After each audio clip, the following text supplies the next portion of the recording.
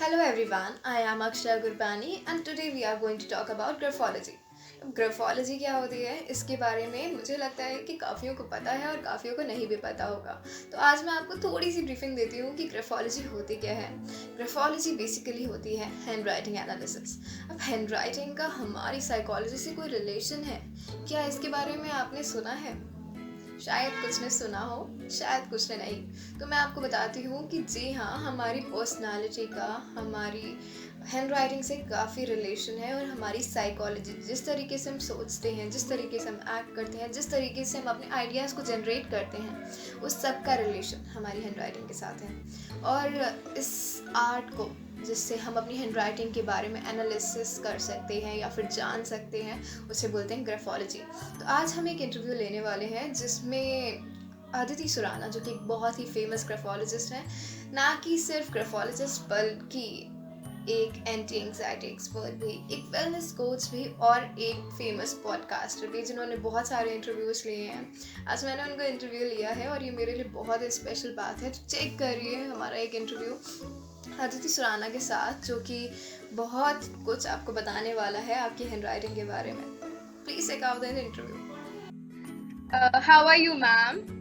I'm doing very well, and it's always a privilege and fun to speak with a generation much younger to you, and you suddenly realize how far have you come from your college. So, ma'am, tell us something about graphology, which is your subject, I guess. Yes, it is, and more than a subject, it is the love of my life, because I started analyzing handwriting when I was 14 years old, and it just happened, like how some artists have a better way of drawing compared to other students or the kids in the class, and then they eventually pick up whatever craft that they believe in. Similarly, I could analyze writings. I had never heard or read about the subject, but I could look at people's strokes, and I just had that inkling that this person might be like this. It's almost like strokes talking to you. Now, when I was 17, one of my family members told me that, are you aware that there is a study called graphology? Now, the very moment he said graphology, I knew I wanted to study it. I didn't know whether I wanted to do career, but I knew I really had some connect with that term. Now, graphology is studying personalities based on the graph that your handwriting creates. Now, you know how you learned from one teacher in the class? So there were 8 or 10 students following the teacher, or like 30 students. Every single student developed his or her own way of writing. Now, ideally, we were copying and pasting, and we all should have had the exact same writing. But that didn't happen. Your handwriting became different than your sister's, who was like in the same environment, probably went to the same school. But all of us think differently. So in the process of seeing something, and by the time you process it, actually learn, give instructions to your brain, to your muscle movement, to your nervous system, and it comes out on the paper, it brings out some parts of your personality. Graphology is more close to psychology, where you are really talking about the person that you are. So we do not predict future. You must have seen many people coming to you that you should not, like, my father is doing this to me or my parent is doing this to me. So they must be facing anxiety issues or depression. So do you heal them with your graphotherapy sessions? So let's look at it, Akshara. People who care about you actually talk. So there are two types of people who criticize you. One who do not believe you and who want to demean you.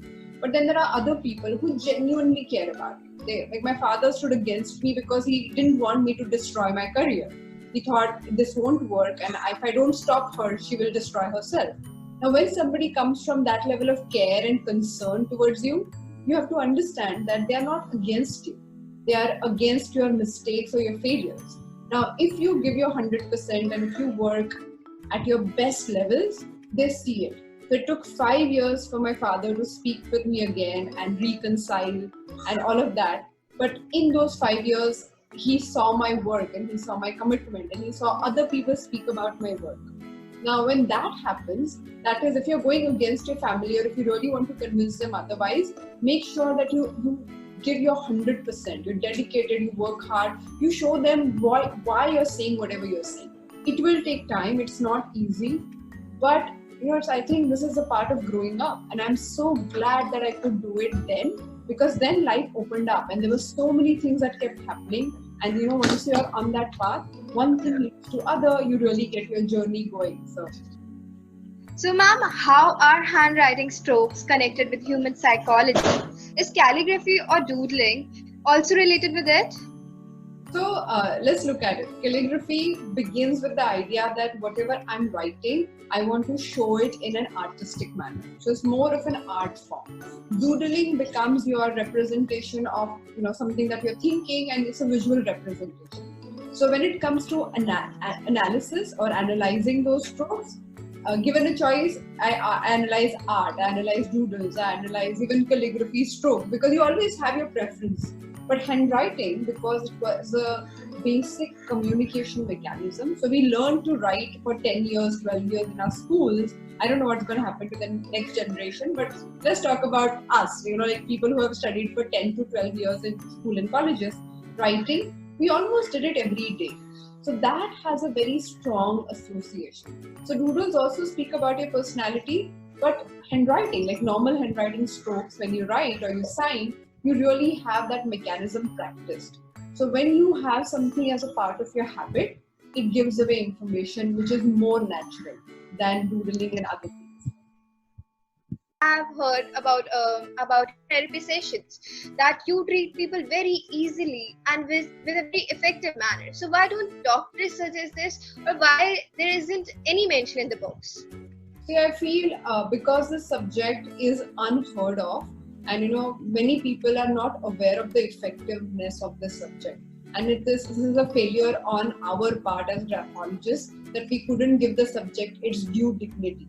So if we would have done more research, if we would have submitted more papers, if we would have collected more data and would have made it more psychological, which we haven't done. So I don't think it is doctors or other people's mistake, it is our mistake, because in this profession, because it's very few people. When I started as a professional career in India, there was nobody who was doing graphology full time. People did that as a hobby, and there was no career. So now on Instagram, on LinkedIn, when I see people writing graphologist as their title, I feel very happy to see that people are considering this as a profession. So when the demand will increase, the application will also increase.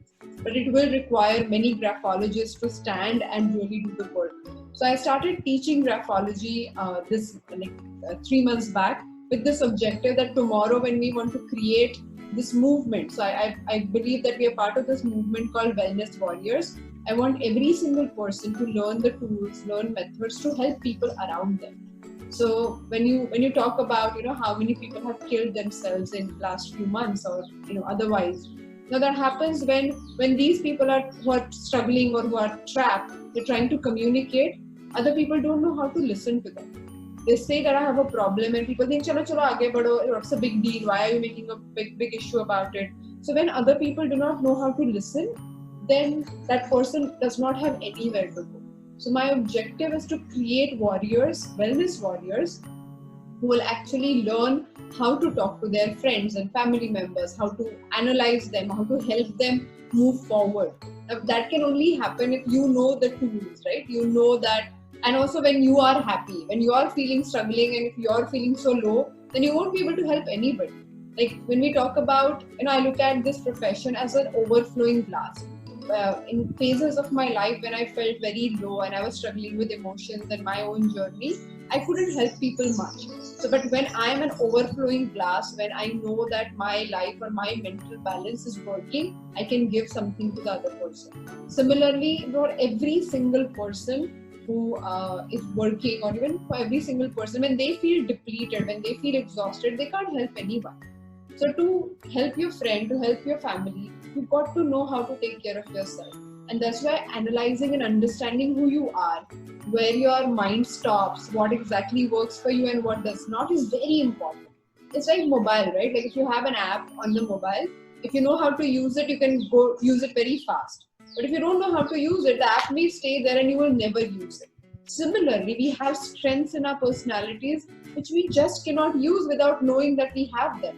So for me, handwriting or graphology helps people to understand who they are and to understand how they think for themselves. So, ma'am, is bad handwriting really a sign of intelligence, or is it just a myth? So I was saying, I have never heard that one. I've heard good handwriting is a sign of a good character. I haven't heard the other way around. But I don't believe in body shaming handwriting. So I believe that no matter how good looking or bad looking your handwriting is, that there is no direct correlation with it. So intelligence is not to do with poor handwriting, but most people who are driven by thinking generally do not tend to write clearly. So they think faster and then they write in like illegible manner, and that's why the handwriting looks poor. But that is not associated with their intelligence, it is associated with their impatience and how they want to achieve a lot of quantity over quality most of the time. And that's what happens to people when they are moving very fast. So nothing to do with intelligence. Thank you for being with us, ma'am. Thank you so much. Thank you so much. All the best to everybody who's listening to this video. All the best. तो I guess आपको बहुत कुछ जानने को मिल गया होगा graphology के बारे में हमारे इंटरव्यू के थ्रू। लेकिन एक और चीज़ मैं आपको बता दूं कि बहुत सारी कंट्रीज़ में कंपनीज ग्राफोलॉजिस्ट को हायर करती हैं ताकि वो जितने भी एम्प्लॉयज़ उस कंपनी में काम कर रहे हैं उनके बारे में पूरी डिटेल्स ले सकें। जैसे कि उनके जो एम्प्लॉयज़ हैं उनकी गुड क्वालिटीज़ के बारे में, उनकी बैड क्वालिटीज़ के बारे में, उनकी अगली साइड के बारे में और उनकी फैमिली के इन्फ्लुएंस के बारे में, वो किस तरीके से सोचते हैं, वो किस तरीके से अपने आइडियाज़ को जनरेट कर रहे हैं, इन सब चीज़ों के बारे में जानने के लिए कंपनीज हायर करते हैं ग्राफोलॉजिस्ट। इंडिया में शायद ही ये चीज़ होती है क्योंकि यहाँ पे अभी ये कैरियर इतना ज़्यादा फेमस नहीं है और अभी हैंडराइटिंग एनालिसिस के बारे में बहुत ही कम लोगों को पता है और इसका क्या कनेक्शन है हमारी साइकोलॉजी से ये भी बहुत कम लोगों को पता है।